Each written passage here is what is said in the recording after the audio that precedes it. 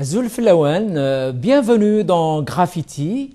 Pour ce présent numéro, il sera largement question de littérature, de banlieue et de beaucoup d'autres belles choses. Et pour cela, j'ai l'honneur et le grand plaisir de recevoir l'écrivain Étienne Liebig.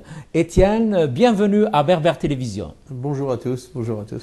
Bonjour, et donc tu es un homme qui touche à plein de choses et tu es aussi écrivain. Et donc, tu as publié récemment un roman aux éditions Michaland qui est intitulé Le Masque de Bernardo. Qu'est-ce que c'est que ce roman qui est au demeurant captivant et déroutant aussi? Alors, l'idée, c'est un petit peu de casser les mythes. Moi, j'aime bien remettre en cause les mythes. Et il y a un mythe que j'ai trouvé un peu intergénérationnel parce que je vois que en France, sur FR3, il passe encore le dimanche soir le Zorro qui a bercé les enfances de tous les enfants. Et donc, je me dis, c'est un mythe qui est connu à la fois par les petits puis par les grands. Et ce mythe de Zorro, je l'ai trouvé intéressant parce qu'il se passe à un moment historique en Californie où ce qu'on nous présente quand même comme la réalité de ces Espagnols qui seraient installés, qui s'entendraient bien avec les péons, qui seraient amis avec tous les Indiens, ne peut pas être vrai. Historiquement, ne peut pas être vrai. C'est-à-dire que la réalité est tout autre. Ah bah oui, la colonisation espagnole en Californie a été absolument terrible. Avant même qu'ils aient commencé à tuer le premier Indien, les maladies importées qu'on appelait les maladies nobles, je vous signale, voilà. C'est aussi noble. Ce sont des maladies quand même. Ce sont des maladies nobles, parce qu'elles viennent d'Europe. Donc les maladies que les colons ont apportées ont déjà tué une bonne moitié des Indiens qui étaient là-bas. Et ensuite, les Indiens qui restaient, on leur a demandé soit de se convertir, soit alors, et quand ils étaient convertis, ils devenaient quand même des esclaves, soit alors ils étaient obligés de se réfugier dans les montagnes pour se cacher. Donc, et ça, ce sont des faits qui ne sont pas très connus quand même, hein, qu'on essaye de taire jusqu'à aujourd'hui, n'est-ce pas? Ce qui est intéressant, c'est que on a recréé une mythologie, parce que un pays doit vivre sur une mythologie. Hein. Bien sûr. Donc on a recréé une mythologie dont Zorro est un des acteurs, où finalement l'Amérique s'est construite plutôt sur du bonheur, sur un échange courtois avec les Indiens. Mais toi, tu t'intéresses pas vraiment à Zorro, mais à Bernardo. Oui, alors là, Pourquoi ce choix? Parce que justement, je casse le mythe de Zorro et je me suis dit, y a un être effacé dans cette histoire. Et moi, j'aime bien les seconds couteaux. Oui. Il y a un être effacé et cet être effacé, c'est Bernardo. Il est caché dans le feuilleton, il est un peu bénet. Hein, on a l'impression qu'il est un peu bêta. Il est muet. Ouais. Et je trouvais ça très rigolo de faire lui le héros. Et Zorro, finalement, dans mon histoire, c'est pas vraiment un type sympathique. Tout à fait, mais il n'y a pas que Zorro et Bernardo dans ton livre. Il y a deux femmes aussi qui prennent quand même une dimension qui donne de la couleur à ta fiction. Alors, en fait, l'idée du livre, c'est deux livres dans un. Voilà. Donc, on a un livre qui se passe aujourd'hui avec Étienne Liebig, puisque je suis aussi anthropologue, donc il est anthropologue, et il fait une recherche sur Zorro, sur l'Amérique, etc. Et il découvre dans un registre que si on trouve Don Diego de la Vega, on ne trouve pas Bernardo. Et alors, ça l'intrigue un petit peu, et il commence à chercher, et il s'aperçoit que Bernardo apparaît en Espagne. Alors, parce que à l'époque, les nobles comme Don Diego de la Vega allaient faire leurs humanités en Espagne. Tout à fait, voilà. Oui. Et on s'aperçoit qu'à ce moment-là, il rencontre Bernardo. Et donc, le roman, ça va être deux histoires. L'histoire d'aujourd'hui de l'anthropologue qui fait de la recherche, donc c'est une histoire assez sérieuse, mais il rencontre aussi des femmes. Parce que moi, j'aime bien rencontrer des femmes. Ah bah oui, bien sûr. Et Bernardo rencontre aussi des femmes à son époque, donc il y a des histoires d'amour. Il y a deux livres, il y a deux époques, voilà. Et puis le lecteur voyage, c'est les États-Unis, Paris, Barcelone. Voilà, et puis il y a quelque chose qui est quand même commun à ces deux époques, c'est qu'il y a des femmes qui meurent d'une façon étrange. Et on s'aperçoit qu'elle meurt de la même façon. À l'époque de Zorro et aujourd'hui, je tiens à dire d'ailleurs que malheureusement, je n'ai pris que la réalité, puisqu'il faut savoir qu'à la frontière mexicaine aujourd'hui, il y a eu 8000 femmes qui ont été tuées de façon extrêmement mystérieuse, probablement par des proxénètes et des trafiquants de drogue mexicains. Mais c'est pas l'enquête, comme par hasard, n'aboutissent jamais, les enquêtes n'aboutissent pas. On ne sait pas qui sont les véritables meurtriers, mais ce sont des femmes qui ont été tuées. Ouais. Tout à fait, il y a beaucoup de violence dans ce pays jusqu'à aujourd'hui. Mais ton livre, il pose aussi des questions hein, sur la vie d'aujourd'hui et d'il y a des siècles. Au fait, même s'il y a une intrigue, même si le roman va un peu dans certains sens et avec plusieurs narrations, mais il y a quand même des questions, j'oserais dire, presque philosophiques, n'est-ce pas? Mais oui. Moi, j'ai essayé de construire un livre. J'aime bien construire sur la réalité. J'aime bien construire une fiction pour que les gens y croient. D'ailleurs, à tel point que des journalistes m'ont demandé si c'était vrai. J'ai été obligé de leur dire, non, Zorro, c'est une fiction, les enfants. Voilà. Mais par contre, tout le reste est vrai. Tout le reste est vrai. Et donc, automatiquement, ça pose ces questions sur la colonisation, par exemple. Et quand on pose des questions sur la colonisation des États-Unis, on pose des questions sur la colonisation. Parce en général, bien sûr. Les Espagnols qui partent là-bas, ils partent avec un très bon sentiment. D'abord, ils partent avec une idée importante, c'est que les Indiens n'iront pas au paradis s'ils ne connaissent pas Dieu. Donc la première chose à leur faire connaître, c'est Dieu. Mais ils y vont vraiment en disant il faut sauver ces hommes. Ça, c'est l'idée de départ. Mais bien sûr. Mais quand ils arrivent sur le terrain, souvent c'est autre chose. Quand ils arrivent sur le terrain, ils contraignent les gens au christianisme. Et ceux qui refusent la christianisation sont utilisés comme esclaves. Ça a été une période terrible. Le massacre des Indiens aux États-Unis, on n'en a pas conscience, mais ça a été vraiment un holocauste énorme. Tout à fait. Et les États-Unis, qui est une puissance aujourd'hui, si ce n'est la plus grande puissance, s'est construite justement sur ces massacres. Bien sûr. Et souvent, aux États-Unis, on ne le raconte pas, ce massacre. On ne raconte pas parce que, encore une fois, si tu veux, je prendrai une comparaison. Tu prends les films qui sont sortis en France entre 1950 et 1970 qui traitent de la Deuxième Guerre mondiale. Comment sont présentées la France? La Grande Vadrouille, la 7e compagnie. Ce sont des gens comme moi, c'est-à-dire des gens banals, qui se retrouvent à devenir des héros. Tu vois, ouais. On est des héros, on va sauver des juifs, on va récupérer des aviateurs anglais, mais c'était pas la réalité. Ça, c'est l'imagination. Mais on a reconstruit. C'est ce qu'on aurait voulu, peut-être. Et on reconstruit pour la génération qui vient une France un peu idéalisée, c'est-à-dire une France où le peintre en bâtiment s'est retrouvé un merveilleux héros de la guerre.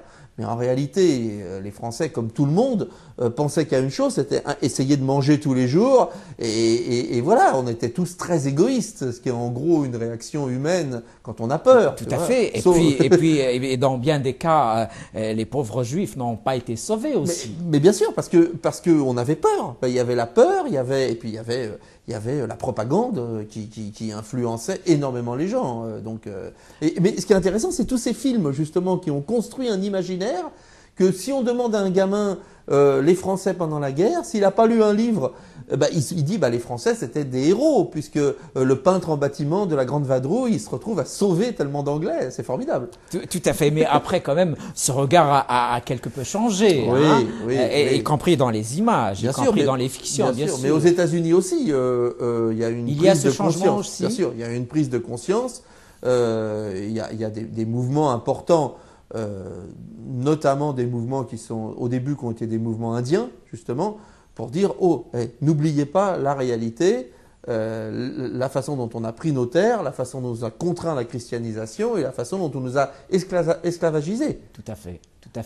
Et dans ton roman, Étienne Liebig, Le Masque de Bernardo, qui est paru, donc je le rappelle, aux éditions Michalan, il y a aussi de l'amour. Et à la fin de ton livre, une femme dit à l'auteur, qui est toi bien sûr, qu'on n'écrit plus de livres d'aventure.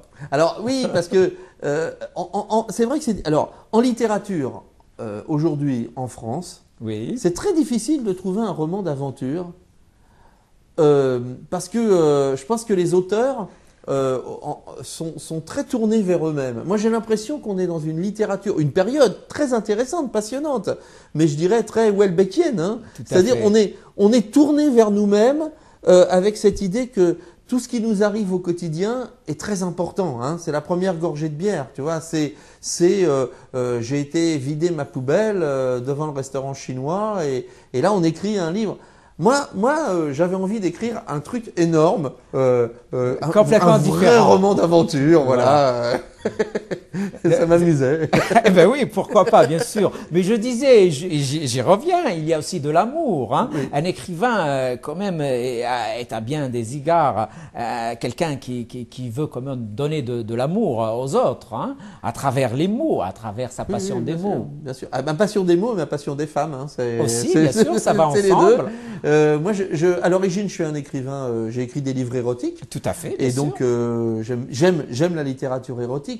Et j'ai voulu, dans ce livre, ne pas passer à côté de l'utilisation des mots de l'érotisme. Et Mais je bien trouve que sûr. c'est très important parce que c'est la réalité. Autant je suis un peu, par exemple, gêné face à un livre qui n'est que érotique ou un film qui n'est que érotique, parce que dans la vie, on n'est pas malheureusement érotique 84 voilà, et 24 voilà, sur il n'y a pas 24. que ça. Autant Oui. je trouve que les films et les livres qui rayent complètement cette partie intégrante de notre vie, c'est dommage aussi. Mais bien sûr. Ça bien représente sûr. un pourcentage de notre quotidien. Il ne faut pas l'éliminer, il faut le vivre. Oui, il ne faut réellement. pas le censurer, Faut pas le censurer. l'occulter.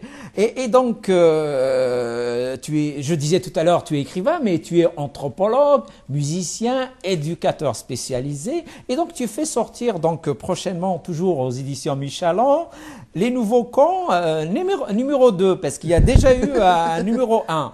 Qu'est-ce que c'est que cette histoire? Alors là, c'est cette espèce de... J'ai beaucoup de chance, moi. Je suis né ici à Montreuil, dans une famille ouvrière. Et j'ai eu la chance de, je ne sais pas par quel miracle, d'étudier la musique. Pourtant, on n'était pas une famille très musicienne. J'ai étudié la musique. Et très vite, la musique m'a permis le saxophone et la clarinette m'ont permis de côtoyer toutes sortes de milieux. La musique, pour moi, c'est la vie, quoi. Tout à fait. Et je me suis intéressé à toutes les musiques. J'ai fait de la musique classique, du jazz, de la musique kabyle, C'est de la musique extraordinaire. indienne. Parce que c'est pour moi et je vais toujours dans les musiques avec beaucoup de modestie. Je me rappelle la musique kabyle, j'ai appris avec un ami à moi qui s'appelle Azizi, Anouazilsek, qui est percussionniste. Oui. Peu à peu, ça a été très long et très dur jusqu'à ce que je trouve le bon son pour pouvoir jouer avec des musiciens kabyles. Et quand je me suis retrouvé avec eux, que j'ai vu qu'ils arrivaient à faire la respiration continue, c'est de façon naturelle, alors que moi je travaillais tous les jours sans y arriver, je suis redevenu très modeste. Ouais. Et la musique, c'est ça, c'est l'école de la modestie. Tout à fait, Tu crois tout que à tu fait. possèdes quelque chose et tu te trouves devant un gamin de 15 ans qui va te laminer parce que le gars c'est un petit génie et tu te dis oh là Eh ben là, oui, redevenons restons modestes. modestes. Restons modestes. Restons modestes. Et la musique c'est une école de la modestie, tu vois. Tout à fait. Et- C'est une et- école de la vie. De la vie. Et moi, du coup, j'ai côtoyé tous les milieux, bourgeois, les milieux évidemment de la banlieue. J'ai fait des spectacles, j'ai fréquenté le milieu du rock, etc. Et j'ai vu que partout, il y a des gens formidables, merveilleux.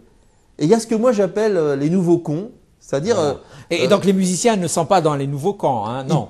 il peut y en pourrait avoir. quand même. Il peut y en avoir. Il hein. peut y en avoir, Des gens par- qui croient tout savoir. Mais par exemple, alors que quand tu regardes les vrais musiciens, la modestie de ces gens-là, tu vois, parce que quand on est musicien, on sait le travail. Bah oui. On sait le travail qu'il a fallu et on entend la musique de l'autre et on dit waouh, c'est plein d'humanité, c'est plein de chaleur, c'est plein de force et on redevient toujours modeste.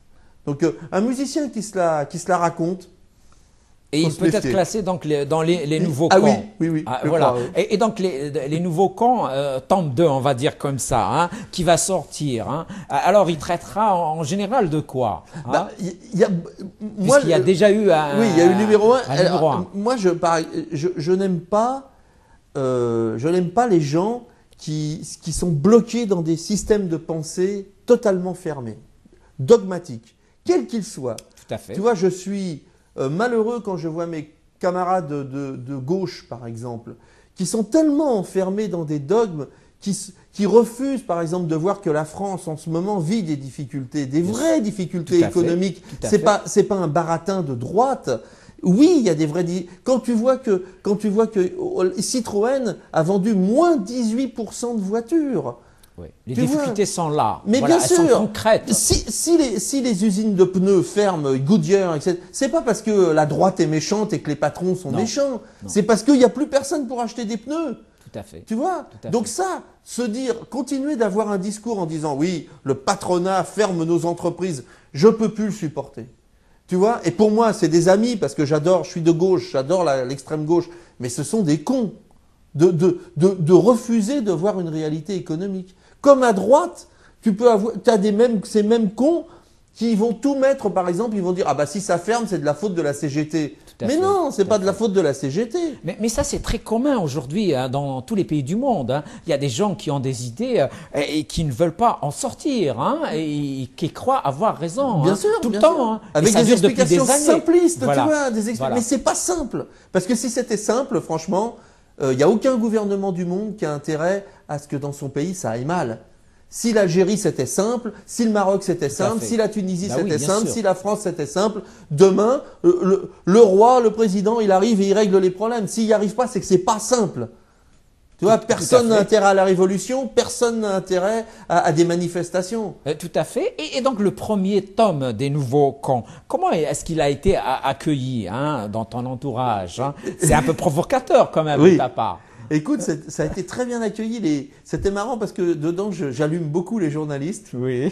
Et tu en es un aussi. Je suis aussi journaliste et je connais tu interviens un petit peu. à la radio, donc les grandes gueules sur RMC. Ouais. Voilà. Et je me moquais des journalistes comme je me moque de moi-même. Et je me moquais des journalistes, par exemple, des journalistes de la presse écrite qui écrivent toujours la même chose. C'est-à-dire qu'on 25 phrases toutes faites et c'est la cerise sur le gâteau. Et tu les retrouves toujours et ils croient faire de la littérature. Alors c'est très amusant à voir. Bien sûr. Donc là encore, il faut être modeste. Tout le monde ne peut pas. Mais en général, je veux dire, ton entourage ont compris quand même ta démarche. Oui. Il y a de la provocation, mais il y a un fond aussi qui se base sur des vérités. Il y a un fond. Par exemple, dans le Nouveau Con, j'allume les pharmaciens. Oui. Mais oui, il y a un fond. Quand tu vois qu'un médicament remboursé par la sécurité sociale avec 12 pastilles, il est vendu 4 € et que ce même médicament, quand il n'est pas remboursé par la sécurité sociale, avec 6 pastilles, il est vendu 12 € parce que, tu vois, parce que c'est en vente libre. Oui. C'est un abus, évidemment. Tout à fait, c'est un marché du médicament qui joue sur la peur des gens et sur la maladie. Tu vois? Bien sûr. Il faut pas. Alors que les pharmaciens disent oui, on est des épiciers et on fait le maximum de fric. Quand tu vois une vieille dame qui rentre dans une pharmacie et qu'on lui vend une pince à épiler, tu te demandes si elle n'est pas en or parce qu'elle vaut 45 €. Moi, je trouve ça dégueulasse. Tout à fait. Et je trouve que ces types-là, ils ont qu'à dire oui, on est là pour faire de l'argent. Nous sommes des épiciers, des banquiers, tout ce que tu veux. Mais qu'ils arrêtent de nous dire qu'ils travaillent pour la médecine. Qu'ils assument au moins, c'est ce que tu veux leur dire. Bien sûr, assumez. Faites du fric, mais assumez-le. Dites pas que vous êtes là pour servir la médecine et les pauvres gens. Oui. Et en plus donc de ces pharmaciens, quels sont les autres que tu attaques de front alors, les nouveaux cons? Il y a par exemple, il y a pas mal il y a les journalistes de sport dont je me moque parce que ils ont rien à dire. Je sais pas, quelqu'un a déjà regardé le Tour de France? Non mais il se passe jamais rien. Et ils ont l'antenne pendant 4 heures. Et alors la charmante petite église qui est au coin de tu rigoles, tu vois. Il faudrait mieux qu'ils nous. Là, à la limite, ça serait sympa si c'est un peu de tourisme. Hein, oui, c'est ça. Oui. La France étant un beau pays où il y a toujours il se passe rien dans le Tour de France. Les gars, ils roulent les uns à côté. Ça dure 10 minutes le moment vraiment fort, tu vois. Mais sinon, on s'emmerde toute l'après-midi à regarder. Donc tu vois, moi, et je me moque de moi, par exemple, les vieux gauchistes qui sont restés fidèles à l'idée qu'ils avaient il y a 30 ans ou 40 ans, alors que le monde a complètement... Qu'ils avaient raison et qu'ils ont toujours raison. Tu vois. Voilà, donc voilà, c'est les gens autour de moi dont j'aime me moquer, mais gentiment, hein, c'est pas... Oui, oui, bien sûr, je pense que les gens vont comprendre ta démarche. En revanche, tu as des livres, tu as écrit des livres qui sont plus poignants, on va dire. C'est pas que Les Nouveaux Camps n'est pas poignant, mais peut-être il décrit des situations difficiles, hein, comme les pauvres préfèrent la banlieue. Hein. C'est toujours aux éditions Michaland. Et alors ce livre, il raconte la banlieue, c'est ça? Alors moi je suis éducateur, Oui. hein, je suis éducateur et j'ai découvert dans ce métier, parce que je suis devenu éducateur de rue, on appelle, hein, c'est-à-dire D'accord, travailler d'accord. avec les jeunes dans la banlieue. Et un jour, moi j'ai appris ce qu'était un adolescent. J'ai appris ce qu'était un adolescent. Et un jour je me suis rendu compte qu'on ne regardait pas un adolescent de la banlieue comme on regardait un adolescent parisien ou de la campagne. Et ça m'a profondément troublé. Qu'est-ce que c'était cet adolescent de banlieue? Comme si, quand on est en banlieue, on n'est plus tout à fait le même adolescent que quand on est en ville. Tu vois? Et ça, je trouve ça totalement insupportable. C'est une forme de ségrégation insupportable. Parce que le regard social est complètement différent. Et comment se construit un adolescent, justement, qui en construction, quand le regard autour le définit déjà comme un prédélinquant? Tout à fait. Mais cette situation, Étienne Liebig, elle dure quand même depuis maintenant des décennies, n'est-ce pas? Décennies. Je vais te raconter une anecdote incroyable dans un lycée qui est à 200 mètres d'ici.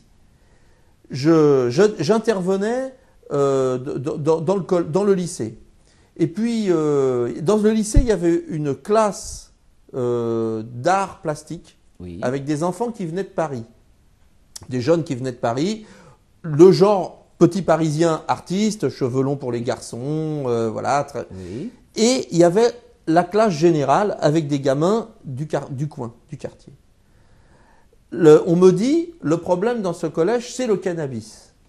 Ok, d'accord, on discute du cannabis et tout ça. Et je demande aux profs qui travaillaient avec les jeunes d'art plastique, est-ce que les jeunes, ils fument? Ah oui, bien sûr, ils fument, c'est des artistes. Et je découvre que les jeunes artistes, quand ils fument, ce sont des artistes et ils sont en inspiration. Oui. Mais quand c'est nos jeunes des quartiers, ce sont des délinquants. C'est incroyable. Tu vois la différence? Mais l'équipe de professeurs ne se rendait même pas compte de l'énorme... C'est-à-dire qu'ils admettaient cette vision, en fait. Ils admettaient que Complètement. le jeune de banlieue qui fume du cannabis, c'est un délinquant, mais le jeune parisien artiste qui fume, c'est un artiste. Et comment on peut expliquer quand même que des éducateurs admettent cette vision? Mais ils s'en rendent même pas compte, si tu veux. C'est tellement inscrit dans notre façon de penser. Est-ce que parce qu'ils ont des préjugés justement par rapport à ces quartiers, par rapport à cette banlieue? Complètement. J'intervenais auprès de ces groupes de professeurs. Ils avaient une représentation de la vie du quartier comme si ça avait été un énorme no man's land, tu vois, où les enfants n'avaient pas de parents, étaient abandonnés, regardaient la télé jusqu'à 4 heures du matin, fumaient avec les parents, etc. Il n'a aucune représentation du réel. C'est pas de la faute des professeurs d'ailleurs. Hein. Les profs, ils viennent de province, ils ont eu leur vie. Et comme la police d'ailleurs, on leur dit vous allez aller en banlieue. Tu vois, je pense qu'ils préféreraient partir ailleurs. en Afghanistan, tu vois. Vous allez aller en banlieue, c'est terrible. Vous mieux traverser le Ténéré, tu vois. Ténéré est moins dangereux que venir ici, tu vois. Et les mecs, ils ont l'impression que c'est le sacrifice. Voilà, il va falloir passer 3 ans en banlieue, ça va être absolument terrible. Et ils projettent tous les fantasmes qu'on leur a apportés sur un plateau, sur la vie de banlieue, tu vois. C'est incroyable. Hein. Ah oui, oui, oui, c'est oui. incroyable comment ces préjugés quand même appartiennent à des gens qui sont des éducateurs et des intellectuels plutôt. Et des intellectuels aussi. Oui, c'est assez troublant. C'est troublant. On fait juste une petite pause et on revient au débat. On revient donc au débat avec l'écrivain Étienne Liebig qui a publié au moins 5 livres aux éditions Michaland. Et donc on parlait du livre donc sur la banlieue, les pauvres préfèrent la banlieue. Et donc on disait que quand même les éducateurs, et tu le disais si bien, sont des intellectuels, mais eux aussi sont victimes de ces clichés, on va dire comme ça. Oui, les bien choses. sûr, mais on est tous victimes de ces clichés. On est tous victimes de ce qu'on veut bien nous montrer, si tu veux, et on perd notre pouvoir d'analyse, mais notamment sur la question des adolescents. Moi, je veux dire que les adolescents, c'est des êtres fragiles. L'adolescence, c'est pas la même partout, parce que on a dans les pays, notamment les pays occidentaux, fabriqué l'adolescence, c'est-à-dire le mariage qui intervient très tard, la période durant laquelle l'enfant est en capacité, à la limite, d'avoir des relations sexuelles, mais n'a pas le droit socialement, familialement, culturellement, etc. Cette période, c'est l'invention de l'adolescence. Quand le mariage, quand mon père avait 15 ans, 16 ans, il a commencé de travailler. Il a gagné des sous, il a connu ma mère. Il n'y a pas eu d'adolescence. Ouais. Tu vois ce que je veux dire? Oui. Moi, quand j'ai Il est devenu tout de suite adulte. Il était devenu un homme. Oui. Il a travaillé à l'atelier, il a gagné sa vie. La question s'est pas posée. Même pas, oui. Tu vois, la question de l'adolescence est une question relativement récente dans l'histoire des hommes. Elle intervient à partir du moment où on fait poursuivre éternellement la durée des études, où on voit des jeunes qui ont 23 ans, qui sont encore chez les parents, etc. C'est une longue... L'adolescence, je dirais, c'est pas une question d'âge, c'est une question de contexte familial, tu vois. Et donc, évidemment, c'est une période de trouble, parce que l'enfant est en train de se construire. Et c'est une période de fragilité. N'oublions pas que y a beaucoup de suicides d'adolescentes et d'adolescents. Oui. Il faut prendre ça très au sérieux. Même quand il n'y a pas de suicide, qui est la pire chose qui peut arriver, il peut y avoir des dépressions très graves. Tout à fait. Alors, il y a des dépressions, il y a des crises de colère paroxystiques, et il y a des jeunes qui passent à l'acte de façon... par exemple, qui vont fumer du cannabis, qui vont être agressifs, qui ne vont plus saluer leurs parents, qui vont se réfugier dans leur chambre, qui vont passer 24 heures devant la télé ou devant les écrans. Tout ça, c'est la même chose. Mais tout ça, ça exprime un malaise quand même, ça exprime un malaise profond. Mais imagine avoir 15 ans en France, aujourd'hui, quand tu regardes la télévision et ce qui se passe. Imagine ce que c'est de te poser des questions sur ton avenir. Je veux dire qu'on vit aujourd'hui la première vraie génération en France qui se pose des questions sur est-ce que je vais avoir une meilleure vie que mes parents? Tout à fait. Ou plus mauvaise que mes parents. Je ne peux pas garantir que mon gamin va avoir une meilleure vie que moi. Alors que mon père était sûr. Mon père, il travaillait à l'atelier comme un fou. Il savait que moi, j'aurais une meilleure vie que lui. Et j'ai une meilleure vie que lui. Mais cette question, elle se pose, à mon avis, pour tous les jeunes de France, pas seulement pour les jeunes mais c'est pour ça que je te dis que c'est pas une question de banlieue et que c'est voilà. La question de banlieue, je dirais que c'est la question de la façon dont le jeune va exprimer son mal-être. Il est certain qu'en banlieue, le fait de se retrouver dans un endroit où, par exemple, il n'y a pas d'alcool, puisqu'on a beaucoup de jeunes musulmans qui consomment pas d'alcool, peu. Oui. Par contre, ils consomment beaucoup de cannabis. Voilà. Tu viens dans Paris avec des jeunes non musulmans, ils ont les mêmes troubles, sauf qu'ils consomment de l'alcool. C'est très amusant. Moi, mon fils, moi, je suis de Noisy-le-Sec à côté, oui. Et mon fils donc a toujours fréquenté des jeunes du quartier, donc a fumé aussi du cannabis, etc. Et où, en banlieue, quand tu es dehors à 22 heures, par exemple, c'est mal, c'est mal. Quand tu vas à Paris, sur le bord du canal Saint-Martin, que tu vois tous ces gamins qui sont là en train de boire un coup, rigoler, s'amuser, c'est bien.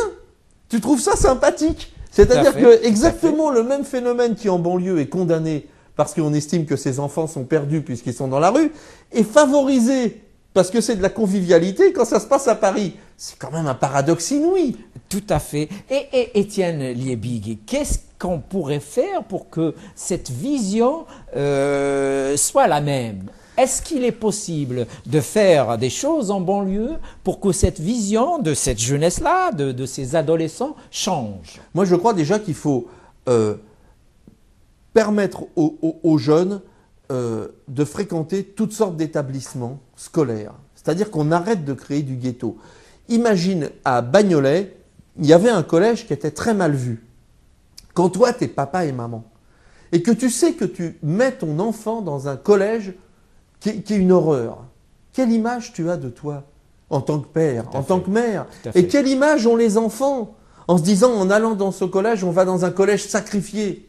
Non mais t'imagines le truc? Alors, oui, moi, je peux avoir une dérogation parce que je connais un copain qui habite à Paris, je vais avoir une dérogation pour mettre mes gamins qui vont aller dans le 20e arrondissement.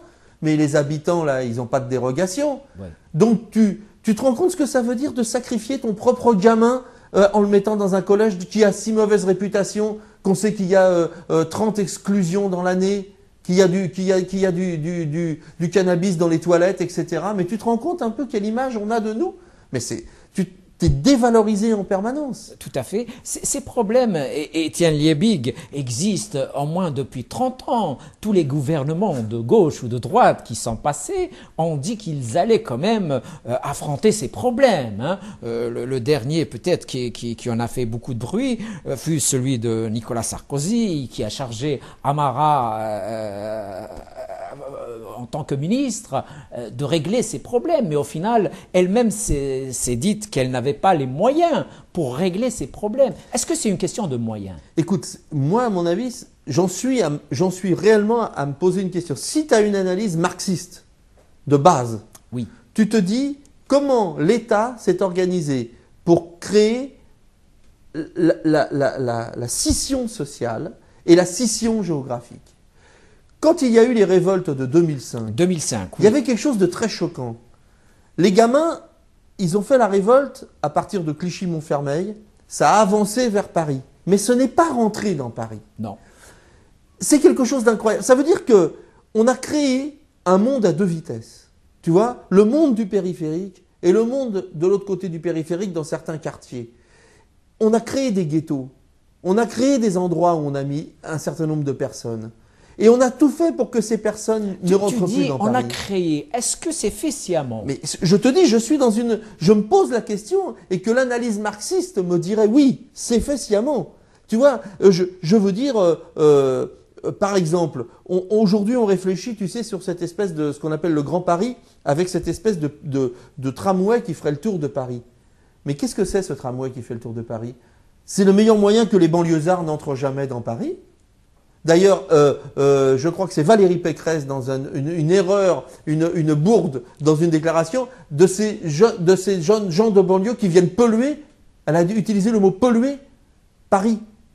Tu vois? Je veux dire que tu te demandes si en fait les gens qui décident n'ont pas intérêt, d'ailleurs ils ont intérêt, à préserver une espèce d'entité, tu vois, où n'entre pas la pollution de la banlieue, et du coup à repousser sur l'extérieur. Quand on parle de mixité sociale, c'est un doux rêve. C'est l'inverse qui se passe. Ça n'existe pas. Ça n'existe plus. Écoute, franchement, ça n'existe plus. Donc tu sous-entends que ça a existé, c'est ça? Je pense qu'il y a eu un moment dans les années 70 où on n'était pas obligé de passer... alors, tout le monde est responsable. Les maires communistes de la banlieue rouge qui ont fait n'importe quoi, la volonté politique d'avoir des quartiers préservés et donc de créer des ghettos pour mettre les pauvres. Mais évidemment, ça a été une volonté politique, tu vois. Et aujourd'hui, on est en train d'en payer le prix fort. Parce qu'on a des milliers de gamins qui vont rester sur le carreau. Tout à fait, tout à fait. Et ça n'arrange en réalité personne. Personne. Voilà. Bien sûr. Ça n'arrange personne. C'est des problèmes et à retardement. Bien Ils sûr. reviendront toujours dire qu'ils sont bien présents, qu'ils Bien sont sûr. là, qu'ils n'ont pas été réglés. Non. Il s'est passé quelque chose de grave, si tu veux. Il s'est passé vraiment en France quelque chose de grave. Au moment où on avait l'argent pour régler ces problèmes, on ne l'a pas fait. Et maintenant, on paye. Est-ce que c'est trop tard pour régler ces problèmes? Ou bien est-ce que, comme tu le sous-entends, il n'y a plus les moyens de les régler? Moi, si tu veux, en supposant qu'il y ait la volonté de les régler. La volonté politique, ce serait de toute façon, la France a un véritable problème, c'est qu'il y a 3 villes en France, hein, Paris, Lyon, Marseille. Oui. Bientôt, si on continue comme ça, on sera 20 millions à Paris. Hein. On a déjà dépassé les 10 millions. C'est-à-dire que ça s'étend en densification. La France devient un désert, faut le dire. On est toujours en train de parler de nos campagnes, nos merveilleuses campagnes. Mais tu vas dans nos campagnes, c'est d'une tristesse absolue. Tout à fait. Les villes de campagne se vident, les villages se vident. Alors que les médecins eux-mêmes ne veulent pas aller dans ces zones. Alors que les grandes villes augmentent en permanence sous des formes de favelas modernes, tu vois. Et donc là, il y a un véritable problème. Soit on décide qu'on réinvestit la France entière, Et donc à ce moment-là, tout le monde peut en bénéficier. Qu'est-ce que ça veut dire la décentralisation? Chez nous, la décentralisation, ça veut dire de mettre des TGV. Mais la décentralisation, ça veut dire que les boîtes où il y a du boulot s'installent en province et que les gens viennent s'installer à côté des boîtes. Pas de mettre des TGV pour venir à Paris. C'est pas de la décentralisation de faire tout le monde habite à Vendôme et tu mets 1h30 pour venir à Paris. C'est pas ça la décentralisation. Les gens viennent toujours bosser à Paris. Donc la banlieue se videra pas. Pour que des gamins ils partent de la banlieue et aillent s'installer ailleurs qu'à Montreuil, à Romainville ou à la Courneuve, il faut qu'il y ait de l'attractif à la campagne. Bien sûr, qu'ils puissent d'abord travailler. Alors, élever leurs enfants, travailler, avoir des écoles, etc. Tu vois? Tout à fait. Mais de toute façon, malgré ces problèmes, il y a quand même des villes en banlieue où il y a quand même des choses qui sont agréables, où il fait bon vivre, où les gens, justement, des banlieues eux-mêmes construisent de belles choses, n'est-ce pas? Bien sûr, il y a du combat, il y a des gens se battent, les gens essayent de préserver des choses, etc. Mais il faut faire attention, tu vois, à ce que se perd pas trop une distinction sociale. Tu vois, par exemple, Montreuil, on pourrait considérer, c'est un bon exemple, Montreuil, parce qu'on pourrait considérer que une nouvelle population s'installe à Montreuil. Mais en réalité, elle étend un peu les frontières de Paris, et la scission entre Paris et la banlieue ne se fait plus au périphérique, il se fait dans la ville de Montreuil. Elle-même, toi tu connais la ville de Montreuil, tu es né dans cette ville. Et donc comment est-ce que cette ville a évolué alors? Toi qui l'as toujours connue. C'était une ville ouvrière, profondément ouvrière, et ça a toujours été une ville d'immigration. Mon père italien est arrivé s'installer ici. C'était une grande ville d'immigration. Il y avait des Polonais, il y avait des Juifs, on a eu des Maghrébins très très vite. Ça a été toujours une ville. Et puis ensuite est venue l'immigration malienne en grande quantité, les Roms, les Roumains, etc. C'est resté une ville d'immigration, ça l'a toujours été. Et c'est une ville d'une richesse incroyable pour cela. Parce que voilà, on se croise tous, on vit tous ensemble. Et depuis je dirais 7-8 ans, 10 ans, une nouvelle population est venue s'installer parce que les loyers ont monté de façon incroyable et parce qu'il y a le métro. Oui. Et cette population a chassé un petit peu les plus pauvres parce que le loyer est devenu insupportable. Et ça repousse les limites de la banlieue. Tu vois, je dirais qu'aujourd'hui, la banlieue, Paris a pris 10 km sur la banlieue, tu vois.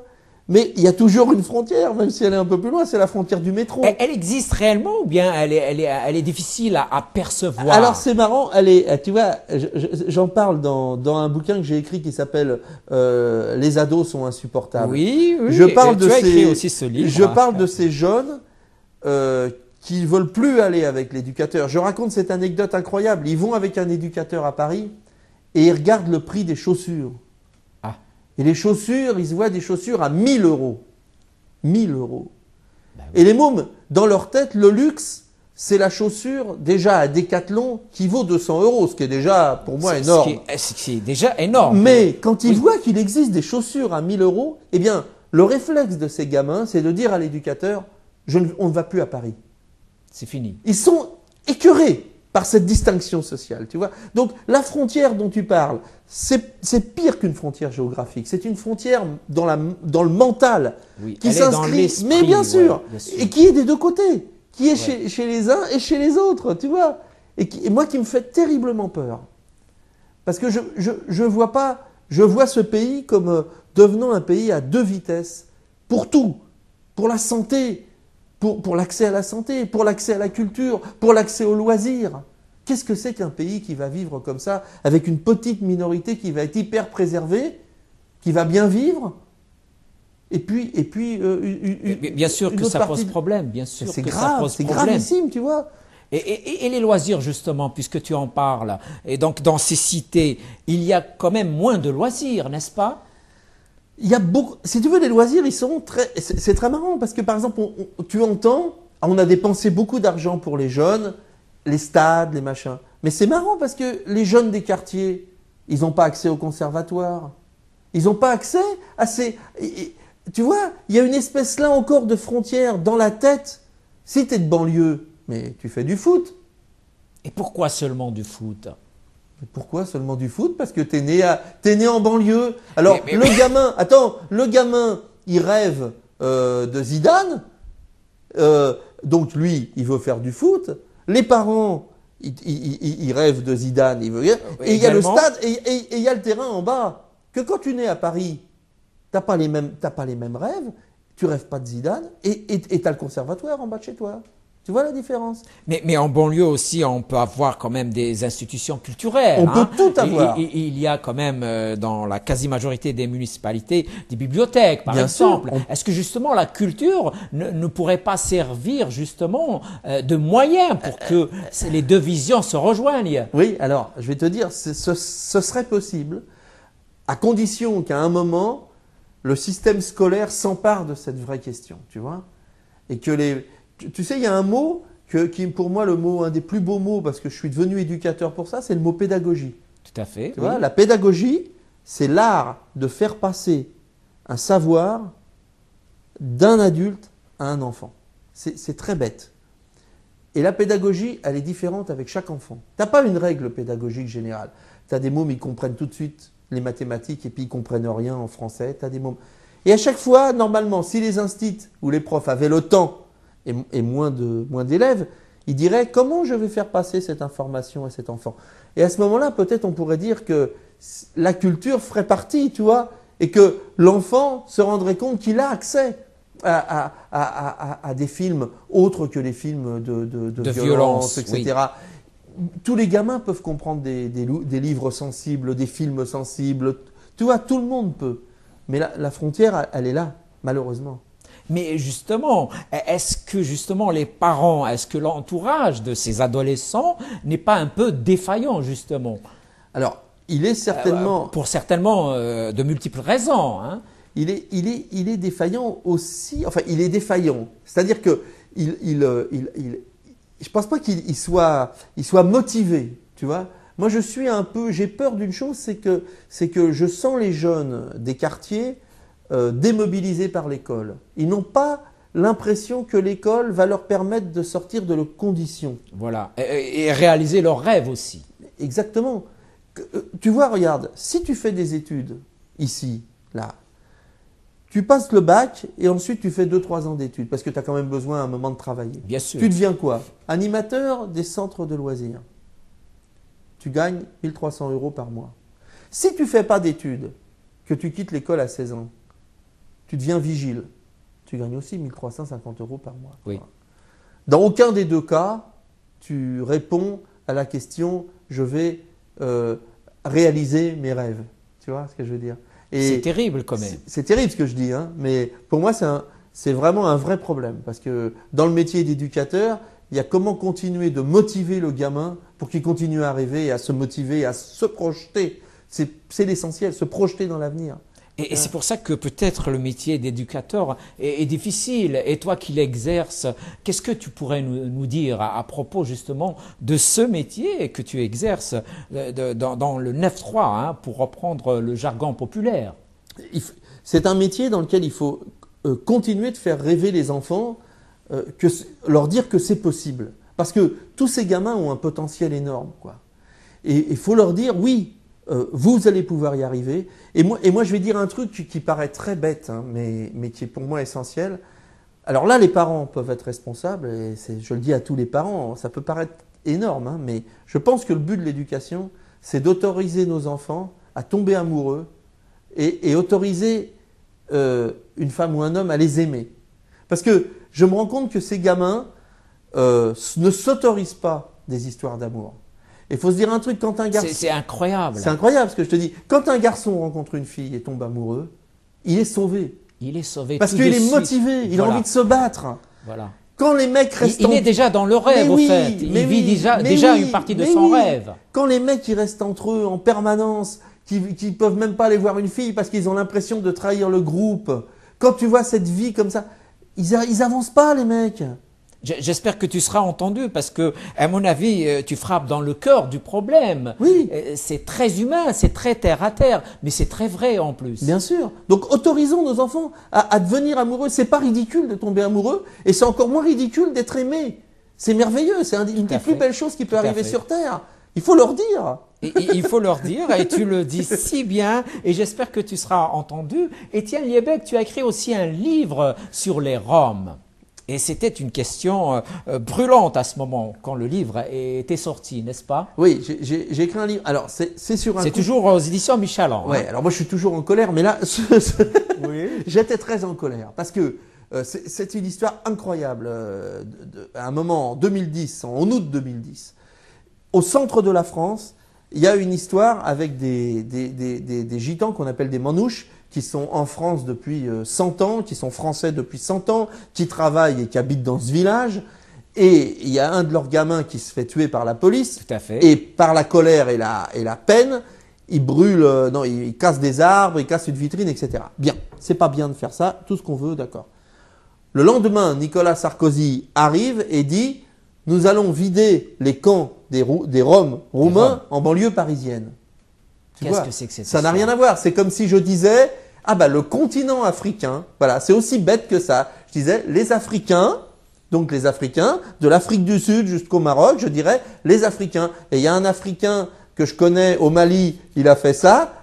Et ben Voilà. alors, du coup, on va se punir sur les Marocains. Tout le monde va déguerpir. C'est aussi bête. C'est aussi bête. Entre des Roumains qui ont vécu 600 ans en Roumanie, qui cultivaient la terre, qui sont Roms, mais qui cultivaient la terre en Roumanie, et des Manouches qui sont arrivés il y a 100 ans en France, et des Roumains qui sont arrivés il y a 10 ans, il n'y a rien à voir. Et j'ai compris qu'on recréait un groupe qui n'existe pas, qui est le groupe des Roms, en disant ils sont tous pareils. Tu sais, c'est cette histoire quand tu dis les Marocains, les Algériens, les Français, les Juifs, les Auvergnats, c'est complètement idiot. Tu vois, personne. C'est hallucinant. Il n'y a quand même, aucun genre, peuple du ambition. monde qui existe où tout le monde fonctionnerait de la même manière. Tu vois, on est tous différents, heureusement. Et il n'y a pas comme ça des règles. Voilà. Et donc Sarkozy recréait cette espèce de racisme, de vrai racisme. Et ça m'a mis en colère. Donc j'ai expliqué ce qu'étaient les Roms et que là, en l'occurrence, c'était des immigrés roumains.